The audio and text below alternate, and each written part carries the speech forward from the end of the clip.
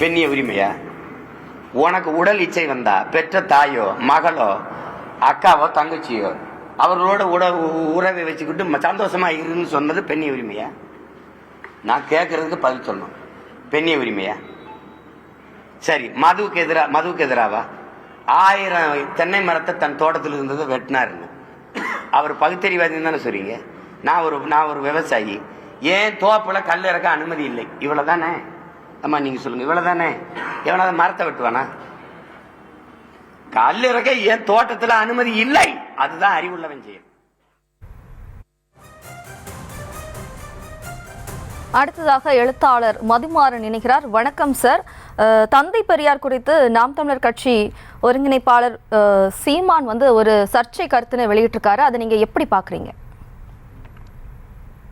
சீமான் இப்ப பேசுற எல்லா செய்திகளையும் மறுத்து இதுபோல் பேசப்பட்ட பெரியாருக்கு எதிராக, திராவிடத்துக்கு எதிராக சொல்லப்படுற அவர் பேசுற இந்த அவதூறு, இந்த கழுச்சடையான விஷயங்களுக்கெல்லாம் அவரே பதில் சொல்லியிருக்கிறார். பெரியார் இயக்க மேடைகள்ல, பல இயக்கங்கள்ல, குளத்தூர்மொழி, கோவை ராமகிருஷ்ணன், ஆசிரியர் வீரமணி ஏற்பாடு பண்ண நிகழ்ச்சிகள்ல இன்னைக்கு அவர் பெரியார் இப்படி சொன்னதா சொல்றாருல்ல, பெரியார் இப்படி சொல்லல அப்படின்னு சொல்லி சொன்னவங்களை பத்தி இழிவாலாம் திட்டி அவர் பேசியிருக்கிற சீமான் தான் இப்படி பேசுறாரு.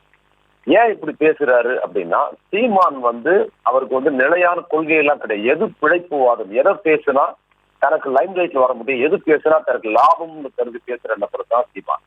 அவர் அன்னைக்கு பெரியார் இயக்க மேடைகள்ல பேசும்போது கூட அன்னைக்கு ஈழம் சார்ந்த விஷயம், பிரபாகரன் மற்றும் பெரியாரை குறித்து பேசுவாரு. அந்த இடத்துல ஏன் பேசுறாருன்னா, அவரை கூப்பிட்டு கூட்டம் நடத்துனாங்க, அவங்க தான் அங்க நம்புது. அந்த மேடையில ரொம்ப சிறப்பா பெரியாரை குறித்து, பிரபாகரனை குறித்து அவங்க மேடையில பேசினார்.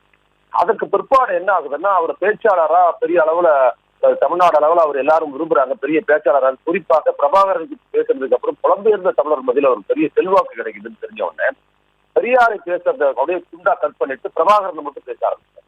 அப்ப பிரபாகரனை மட்டும் பேசி புலம்பெயர்ந்த தமிழர்களோடு பிரபாகரன், ஈழம், அது சார்ந்து இயங்குறவங்க பெரும்பாலும் பாத்தீங்கன்னா அவங்க திராவிட இயக்க கான்செப்டுக்குள்ள போடுவாங்க.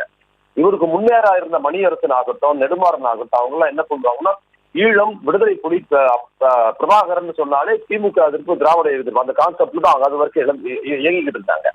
அதுல இருந்து இவர் இறங்கி என்ன பண்ணாரு, வெறும் பிரபாகரன் ஆதரவு மட்டும் பேசினா நமக்கு பெரிய அங்கீகாரம் கிடைக்காது, பெரிய ஃபண்டு கிடைக்காதுங்கிறதுனால என்ன பண்ணாரு, அதோட திராவிட எதிர்ப்பு, திமுக எதிர்ப்பு, பெரியார் எதிர்ப்பு பேசினா இன்னும் அங்கீகாரம் கிடைக்கும் உலக தமிழர் மத்தியிலன்னு அவர் ஒரு கணக்கு போட்டு அதன் மூலமா மாறி அப்படி கொஞ்சம் கொஞ்சமா பேசி பேசி அவரோட பிழைப்புவாதம் கெட்ட வார்த்தைகளா மாறி, எவ்வளவு கெட்ட வார்த்தை திராவிட இயக்கத்துக்கு எதிராக, திமுகவுக்கு எதிராக, பெரியாருக்கு எதிராக எவ்வளவு கேவலமா பேசுறாரோ அவ்வளவும் அவருக்கு ரெவென்யூ, அவ்வளவும் அவருக்கு வருமானங்கிற கண்ணோட்டத்தை மாறிடுறாரு.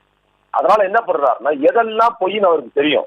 இன்னைக்கு பெரியார் இப்படி பேசியிருக்கிறாருன்னு சொல்ற செய்தி பொய் என்பதை சீமானுக்கு நல்லாவே தெரியும். தெரிஞ்சும் அதை ஏன் சொல்றாருன்னு சொன்னா அது அவருக்கு லாபமா இருக்குது. தனிப்பட்ட முறையில இன்னைக்கு அவருக்கு இன்னைக்கு இந்த பாஜகவோட இன்னொரு தமிழ் தேசிய முகமா இருக்கிறார், தமிழ் அடையாளமா, அவங்க இந்து அடையாளம்னு சொல்ற செய்திகளையே இவர் என்ன பண்றாரு, தமிழ் அடையாளத்தின் பேர் அதே தான் சொல்றாரு. நீங்க ராமனை கும்பிட்டாதான் இந்தியன் அப்படின்னு பாஜக மற்றும் சங்கிகள் சொல்வது மாதிரியே இவர் என்ன பண்றாரு, நீங்க முருகனை கும்பிட்டதான் நீங்க தமிழன்னு சொன்னாரு. அது மட்டும் இல்ல, அவர் பிறப்பால் ஒரு கிறிஸ்துவர், அந்த கிறிஸ்துவ அடையாளத்தை எதற்காக அப்படியே புதைச்சி வச்சுட்டு அப்படியே தன்னை ஒரு பிறப்பால் இந்து மாதிரி எதுக்கு காட்டுறாரோ, அதுபோல்தான் பெரியாருக்கு எதிரான பொய்களை அவர் மிகைப்படுத்தி காட்டுறதும். அவரோட பிறப்பு உண்மை என்பது ஒரு கிறிஸ்துவர், ஆனா கிறிஸ்துவ அடையாளத்தை எங்கேயுமே காட்டுறது இல்லை. அவர் குடும்பத்தில இருந்து முதல் இந்து இவர் தான். ஆனா இந்துவா எதற்கு காட்டிக்கிறாருன்னா, தன்னை இந்துவாக காட்டிக் கொள்வது மூலமாக அவருக்கு பெரும்பான்மை மக்கள் மத்தியில் செல்வாக்கு கிடைக்கும், அதுல ஒரு லாபம் கிடைக்கும் என்பதற்கு எப்படி தன் மதத்தை மறைத்துக் கொண்டு பொய்யாக இந்துவாக வேடம் போடுகிறாரோ அது எல்லாமே பிழைப்பு சார்ந்து வருகிற ஒரு நபரா மாறிட்டாரு. இன்னைக்கு எவ்வளவு கேவலமான வார்த்தைகளை அதிகமா பேசுறாரோ, அதன் மூலமா பெரியாருக்கு எதிராக பேசுறாரோ, அதன் மூலமா அவருக்கு இன்னைக்கு இருக்கிற பாஜக அரசு, சங்கிகள், மற்றவங்க எல்லோரோட ஆதரவும் கிடைக்குது. சமீபத்துல ரஜினிகாந்த் பேசிட்டு பார்த்துட்டு சங்கின்னா தோழர்னு அத்தனை விளக்கம் கொடுத்தாருல்ல, சங்கின்னா தோழர்னு சொன்னதுக்கும் பெரியார் சொல்ற இந்த பெரியாரை பத்தி கேவலமா சீமான் பேசியதுக்கு ரொம்ப தொடர்பு பாத்தீங்கன்னா, சீமான் யாரோட கூலிப்படையா செய்யறாரு, யாரோட கைகூலி தரமா செய்யறாருங்கிறத நீங்க புரிஞ்சுக்க முடியும்.